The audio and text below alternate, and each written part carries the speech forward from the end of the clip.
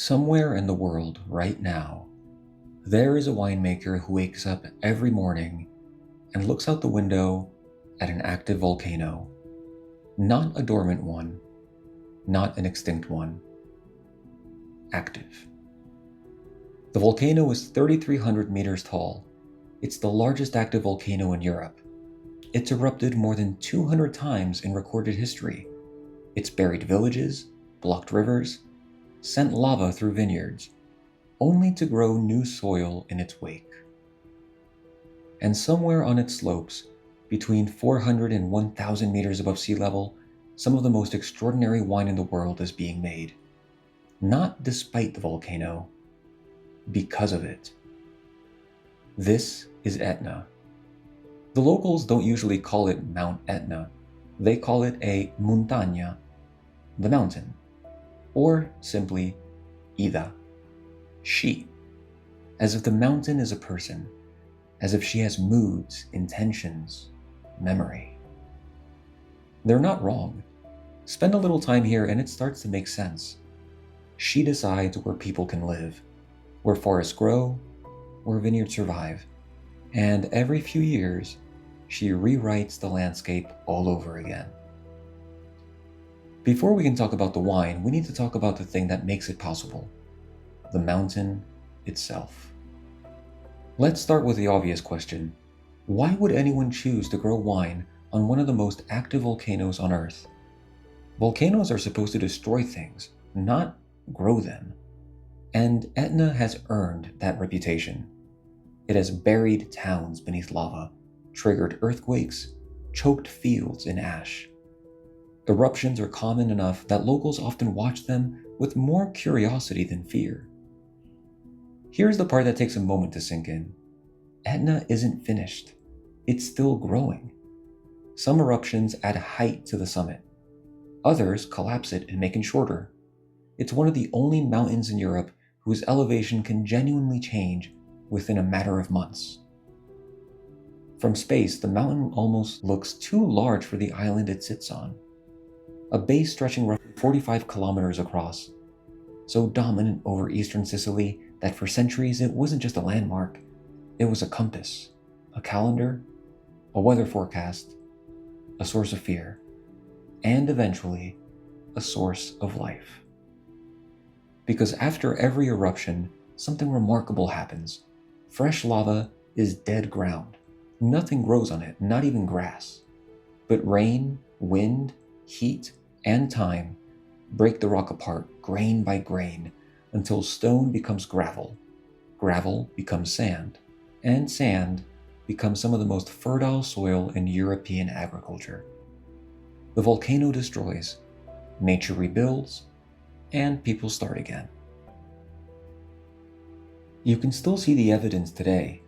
Long black rivers of solidified lava running straight through the vineyards, some decades old, some centuries old.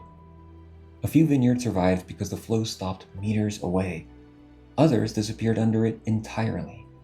On Etna, history isn't only written in books, it's written in stone. And despite all of that, people kept coming back, generation after generation, replanting, rebuilding, starting over. To understand why it was worth the risk, we need to understand the mountain itself. Mount Etna sits on the eastern coast of Sicily, in the province of Catania. The wine region wraps around three of its sides, north, east, and south, in the shape of an inverted letter C. The western slope is left out entirely. It's warmer, more sheltered from the sea, and the wine it produces simply doesn't taste like the rest of the mountain. Different enough that it was excluded from the appellation altogether. Even the direction a vineyard faces can decide whether it belongs to Etna DOC at all. Visually, this might be one of the most striking wine regions on Earth. Black volcanic soil, bright green vines, deep blue sky, and a permanent plume of white smoke over the summit. Locals joke that the mountain gives its own weather report. Just look at which way the smoke is drifting. It's a natural weather vane that's been running for thousands of years. And this is a mountain of extremes. Most people picture Sicily as scorching heat and sunburned hills. Etna ignores the stereotype. In July and August, it can be 18 degrees Celsius in Paterno and Bronte, lower on the mountain. While up in Lingua Glossa, Riposto, and Pedara, it's 10 to 11 degrees. A 7-degree swing on the same volcano in the same month. Drive half an hour here, and it can feel like you've changed seasons. The Etna DOC covers about 700 hectares across 20 communes, from 300 to 1,000 meters above sea level. About 80% of that land sits on volcanic substrate, the rest alluvial. The soil is subacid, loose, rich in iron and copper, but notably poor in nitrogen and calcium. We'll come back to why that matters. Warm days ripen the fruit. Cold nights slow the whole process down, stretching the growing season and preserving the acidity that gives these wines their energy, which is part of why an Etna wine can taste this vivid coming from one of the hottest islands in Europe. One more fact worth sitting with. Etna became a DOC in 1968, the first in all of Sicily and one of the oldest in Italy, before Marsala, before anything else on the island. The mountain got there first. The shape of this place, the slopes, the smoke, the extreme temperatures, that is the stage. But the real story is what's happening underneath it. Because what's happening in the soil here is unlike anything else in the wine world. Most wine regions have ancient soil, thousands, sometimes millions of years old. Etna is different. Here, the mountain is still making it. Every eruption lays down fresh material: ash, basalt, pumice, fragmented rock, on top of whatever was there before. Each layer is its own geological event, with its own mineral makeup, texture, and age. Which means two vineyards sitting only meters apart can be resting on completely different ground, laid down centuries apart by completely different eruptions. Imagine a history book where every chapter is written in stone instead of ink. That's Etna. It's why people say there isn't a single Etna terroir. There are hundreds, maybe thousands, each one shaped by a different eruption. Most vineyards in the world are separated by fences. On Etna, they're separated by history. As that ash weathers, it becomes andesol, dark, loose, fertile soil. Keep weathering it, and the iron and silica react to form allophane, a mineral that behaves like a sponge buried a meter or more underground, holding on to both water and nutrients. Vine roots go looking for it. The way people seek shade in summer, Etna's roots go deep, sometimes very deep, chasing allophane for water. Which is why, even though irrigation has been banned on Etna DOC since 1968, the vines don't struggle. They don't rely on the sky. They rely on the mountain. The volcano built its own underground reservoir, and the vines simply learned how to use it. Fresh ash folded into the soil drains water well while releasing minerals: iron, copper, potassium, magnesium, which is why chemical fertilizer is barely needed here. The volcano keeps feeding its own vines. But the strangest part of the story doesn't happen on the mountain at all. It happens in the sea. Some of that airborne ash gets carried by the wind far out over the Mediterranean, where it settles and feeds phytoplankton. The phytoplankton feed small fish. The small fish feed larger fish. And a good number of them end up in the Catania fish market, considered one of the best in the Mediterranean. The volcano doesn't just feed the vineyards, it feeds the sea. Few places on Earth illustrate the connection between geology, agriculture, and human life quite so beautifully.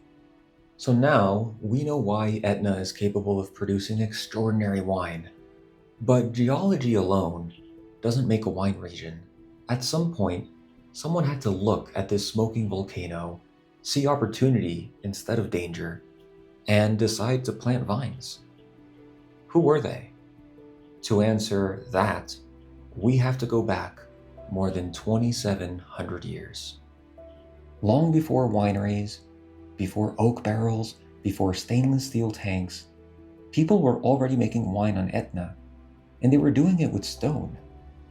Across the volcano, archaeologists have discovered remarkable structures carved directly into hardened lava rock. These were not homes nor temples, they were wineries. Large blocks of hardened lava were carved into surprisingly sophisticated winemaking spaces. At the top, a broad, shallow platform called a pista, where grapes were crushed underfoot.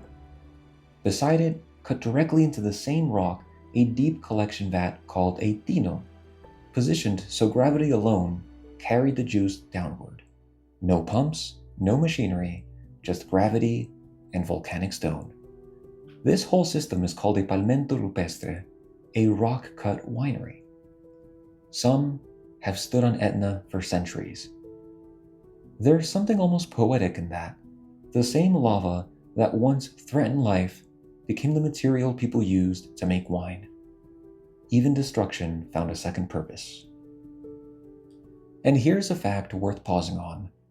The oldest written use of the word wine anywhere in Italy comes from a 5th century BC ascos, which is a type of ancient Greek pottery flask, found at Centorbi, on Etna's southern flank. More than 2,400 years ago, someone labeled a container of wine here. Long before there was an Italian nation, long before there was even an Italian language to describe it. Wine and Etna have been inseparable since before writing itself caught up to them. The Greeks settled Catania in 8th century BC, and they changed how vines were grown here. Until then, vines were left to creep across the ground. The Greeks lifted them, training vines vertically on wooden stakes so sunlight reached the grapes more evenly, air moved through the canopy, and disease had less of a foothold. It sounds like a small idea. It wasn't. They also solved a harder problem: how to keep wine from spoiling with no corks, no refrigeration, and no sulfur. Their answer was olive oil, a thin layer poured over the surface of stored wine, sealing out oxygen. Want a glass? Just scoop the oil off the top. Wooden barrels wouldn't reach Etna until the Middle Ages, and even then, they were made from local chestnut. The Greeks understood something every great wine culture eventually learns. Wine is never just about wine. It creates work. For the farmers who grow it, the potters and carpenters who make the vessels, the sailors and merchants who move it. It becomes an economy in miniature. Even their currency said as much. The silver drachma minted in Sicily carried Dionysius, god of wine, on one side, and a cluster of grapes on the other. The grape wasn't just agriculture, it had become civilization. By the time the Greeks had planted their first vines here, wine wasn't a luxury on Etna, it was infrastructure. But the Greeks left behind one more idea, a practical trick born from necessity that eventually turned into philosophy. Now here's something that takes a second to really appreciate. The earliest Etna vineyards weren't planted with one grape variety. They were planted with 5 or 6, all mixed together in the same plot, intertwined, harvested together, fermented together. It looks chaotic at first glance. It wasn't. Without any way to control fermentation temperature, winemakers had a short window, maybe 2 days, before the process spiraled out of their hands. So they mixed grapes with different strengths into a single harvest. Some for acidity, some for sweetness, some for tannin, and some for aroma. The vineyard was already designing the wine before the harvest even began. Today, this is called a field blend. Some of Etna's most celebrated wines are exactly that, old vineyards where this ancient mixed planting tradition survived intact. A second old trick is still in use today, pied de cuve. A small batch of grapes is picked a few days before the main harvest and left to begin fermenting on its own. Wild yeast. When the real harvest comes in, a portion of that starter goes into the new must, kick-starting fermentation with yeast that already belongs to that exact place in that exact year. The yeast doesn't come from a lab, it comes from the mountain. Every vintage, Etna writes a slightly different version of the same story. So, that's the mountain, and the very beginning of what people made from it. For thousands of years, people looked at this volcano and saw danger. Lava through their fields, ash in the sky, villages being rebuilt again and again. Not because it was easy, because they discovered something extraordinary underneath the risk. A mountain that was capable of destroying almost everything around it could also build one of the most remarkable places on Earth to grow wine. The volcanoes shaped the soil. The Greeks shaped the vineyards. Together, they laid the foundation of a wine culture that has now lasted more than 2,000 years. But the Greeks would not be the last civilization to leave their mark here.